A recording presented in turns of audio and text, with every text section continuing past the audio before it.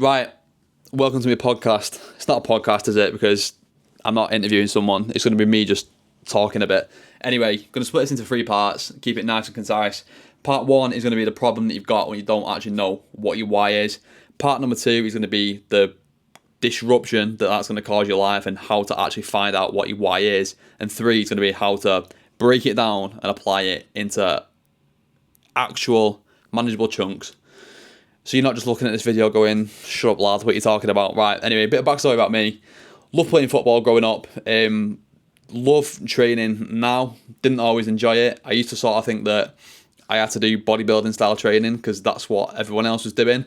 Really struggled with trying to balance running and lifting. Couldn't really do it. I used to train like a bodybuilder, 3 sets of 10 for pretty much everything. Like taking it to actual failure point and then try to do Bulgarian split squats and then run on the same day. It doesn't really tend to correspond quite well. Got a lot of injuries, damaged my kneecaps playing football in COVID. I pretty much jumped to the backstory, didn't it? So essentially, like, what happened was after COVID, like, I had no consistency, I had no sort of drive, no motivation, and I fell off massively. I got huge. I think it was not huge for me anyway. I got absolutely massive. Like it was bad. My head was like just swelled up like a bowling ball. I got a job after uni, and I absolutely hated it. Used to fantasize about getting struck by lightning on the way to work, getting smashed into any form of transport, any form of vehicular transport that I sort of went past. And I thought, right, I'll try and fix it by doing bodybuilding style training again, because it didn't work the first time. So let's do it again. No, it didn't work. I absolutely hated it. So I had this problem where I didn't know why I was training. And because I didn't know why I was training, it was just bad. Like, the actual quality of my sessions was poor. I'd struggle to get up in the morning. Like I say, no drive, no motivation, no consistency. And it come down to the fact that I didn't know what I was training for. And I think a big sort of like issue that we have, particularly as blokes, is that we need something to anchor our training towards. The North Star, did Jesus have a North Star? Anyway, we need a big goal. Otherwise, we're like, I'll just come in, I'll just do a chest session here and there. Oh, I'll do legs today. And like, when you've not got that plan, it can be a little bit of a nightmare, if I'm being a little bit honest. So again, I'm going to keep it loose. I'm going to keep it flowing. Very much the podcasting style. I can talk for fucking England, mate. So making sure that I've got some sort of direction, pretty much the same as training, to be fair, as to where we're going. That's why you'll see me looking away. But yeah, so I was saying the main problem was just a poor mindset, poor approach to training, and I was just doing things that it didn't align with who I was as a person. I'm not bothered about getting massive, and fucking good job as well, because I'm clearly not. But that was my main issue. The thing that sort of changed it was just booking a half marathon, booking an event that was like, shit, I'm going to have to train for this. Otherwise, I'm going to get caught out on race day, and it's not going to be ideal. Now, sort of that understanding, this is the second part, by the way, that understanding of this is the reason why I've got to train. I've got to, otherwise I'm going to come apart on the actual day of the race. If it's something that you know that you can sort of do, you're never going to push yourself to that point where you're like, you have like a deep understanding of why it is that you're training. A big part of the training for me is sort of like behind my why. The reason that I train is because when I don't, it's like a version of therapy. Again, that's very self-help, innit? But there's this like voice in the back of my head when I'm not training where I'm just like, it's a bit of a, almost like a, fuck it, I'll do it on Monday. Fucking hell, fuck me, I was all over the gaff then. Well, I'll do it on Monday, I'll do it next week, I'll push it tomorrow, I'll push it to tomorrow, I'll do it later, and just keep on just booting the can down the road. And it's not good. Like, for me personally, I can't live my life like that. But deep down, I won't cut that out. Deep down, that's who I am as a person. I'm the most active, laziest person on the planet. And I genuinely mean that. Like, when I'm on it, I'm on it. but when I'm chilling, you're not getting me out of the house. It's like a weird sort of relationship between the two of them. The area that I've always struggled the most when it comes down to training and nutrition, sort of like looking at them two, the two parts to it, has always been my nutrition. Like, I'm just greedy. I'm just like, deep down, there's a little bit of me inside that's like, just have that. I can eat that. That's fine. I can do that. And it took me a long time to get to the point where I'm like, I don't need that. And it's not from a case of want. It's a case of, no, I need to eat that now. But I don't. But at the same time, it is also quite enjoyable. I've got a big appetite. I'm a big scransman. I can put a lot of food away. Now, I think probably, again, one of the reasons that I actually train is that so I can eat more food. Not that you'd need to train to eat food, but you know what I mean. Like, so basically, I almost use like training as a bit of just a way to get more food in. It's something that I really enjoy. So again, like talking around the reasons why I'm going to be running an ultra marathon next year, which is going to be around about, I think it's 100k. Well, it is 100k, long 100 kilometers basically, which is a lot. That requires a lot of fuel. It requires a lot of training. Now, if that end goal didn't scare me, because it does, it's terrifying, the thought of running 100 kilometers. Like, it's a big old distance. If that didn't scare me, I'd just be lazy. I know that I would, because I know what I'm like as a person, and I know that I need something to push me to that end point. And you're probably the same. Like, finding out the reason why you want to do things and being a little bit scared by your goal is like the single biggest thing that I can say in this 7 minutes of me talking so far, where I'm like, that is what I need to be doing. You need to be like on it when it comes to like sort of like the questions to ask yourself as well. Like, why?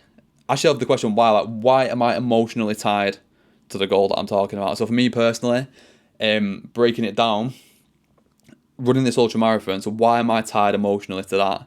And probably, if I'm being brutally honest, it's probably like a case of proving something to myself that I can do it. Not that I'm doing that weird thing where people, especially footballers, are like, oh, I got told I'm amount to nothing when I grown up. Like, people did. Like, people thought that I'd go to uni, I'd absolutely smash it, and I'd like go into some form of job role in business, and I'd do really well at it. But deep down, I knew that I always wanted to do something to do with fitness, which means that probably proving something to myself, probably proving something to, I don't know, maybe my mum and dad. Not that they're like slagging me off or anything like that, but I don't know, something like that anyway. Like, this is what I mean, like, it's a bit of an awkward question to ask yourself. Like, I'm here on camera now, probably holding a few things back, because I might maybe not put that out on the internet, but we'll leave that one nice and quiet. But yeah, like, the emotional reasons and emotional drivers behind it is what's going to get you up in the morning. That's what's going to get you up at 4, 5 o'clock if you're trying to train before you go to work. I mean, if you're on site or you're in graft at 6, getting up that early to go and train, you're not going to do it unless there's something deep down that you've got to unlock that drives you. Now, obviously, finding out what it is that drives you, it's hard, innit? If everyone knew how to do it, then, do you know what I mean, my job role wouldn't exist, my business wouldn't exist. And it's about helping you, me, everyone. It's going to sound cringe, but to achieve that like next level of drive and of output. And if you're struggling to find it, that's all right. Because believe me, there's even times now where I sometimes think, what am I doing this for? Like, what is the reason? Why am I getting up this early? Why am I doing this? And again, like, it's easy to talk about yourself in these scenarios, but if I framed it from a client, like, I'll always ask these questions at the start to identify, right, what are the key habits that we need to break down in order to get to whereabouts our goal is. So again, pulling out an example, so one of my clients is doing a High Rocks in January, so literally about a month's time. And what we've done is look at the key things that we need to achieve in order to get there, which is being consistent with the training, being consistent with the nutrition, and making sure that our habits align with that. So again, a little habits that sort of help with, say, nutrition, for example, is meal prepping on a Sunday at an absolute bare minimum to get as many meals covered as we can on that day. Pre-entering our food for the following. I got a bit of indigestion. Pre-entering our food for the following day is also a massive, massive part of it, because otherwise we get that it just helps to remove that decision fatigue. Whereas when you're constantly reacting on a day-to-day basis, you get some bad news at work, or you get someone's pissed you off in the office, or some lad's doing your bidding who's like, do you know what I mean? Like, you think, I'll just have that instead. It's that reducing the amount of decisions that you've got to make. So again, a lot of habits around training, and a lot of these, they're not rocket science. It's stuff that you know how to do. It's stuff that you can probably identify yourself and go, this is what I should be doing. Yeah, like, you know deep down what to do. It's never been an information problem for you. It's always been a case of applying it. And that's what ultimately my business, what I'm here to do, is help you to apply it. Like, we know that you've got the information, especially with, like, say, the rise of AI and ChatGPT. You can write into ChatGPT now, write me a training program for to break a 4.5 hour marathon and balance my strength training. You can type that in, sound. You could have done that on Google anyway. Like, that's all it is. It's just essentially like a search engine. Obviously a bit more, fancy. We'll go with fancy. I don't know, like, big words and that, but it's always been an application problem. It's always been a motivation problem. It's always been a consistency problem. And identifying the triggers, what's causing yourself to hold you back. Because the main thing that's holding each and every one of us back is that. It's the mindset. The big Swede up there. Like, it's always going to have held you back more than any other key variable. And half the battle, genuinely, just comes down to just doing something. Just taking a little bit of action. Now, it's not marketable for me to say that. I'm not going to gain more followers, more clients, and ultimately more money for me to say to you, like, you just need to do something. Literally anything. It could be, I'm going to track my breakfast and get an understanding of what it is that I'm consuming in the morning for my first meal. It could just be, I'm going to plan my week this week. These are the sessions that I'm going to do on these days of the week. Just something. Just taking one little step further forward is going to serve you far better than anything else that you could possibly do. No amount of plan is better than just taking action and thinking, right, let's see what happens if I do this. Yeah? There we go. Podcast over. That's 13 minutes. That's good for me, that. Right, I'm going to be honest. I've got no idea what I've just spoke about. I just picked up the mic and thought, right, I'm going to talk a bit. But I hope that you've got some semblance of something. If you've watched to the end, please, dear God, just comment why. Because I don't know what I've just spoke about for the past 13 minutes. So there we go. Hopefully you got something out of it. If not, sorry, you've just wasted 13 minutes of your life. I'm gonna love you and leave you. That's the end of today's 15-minute podcast.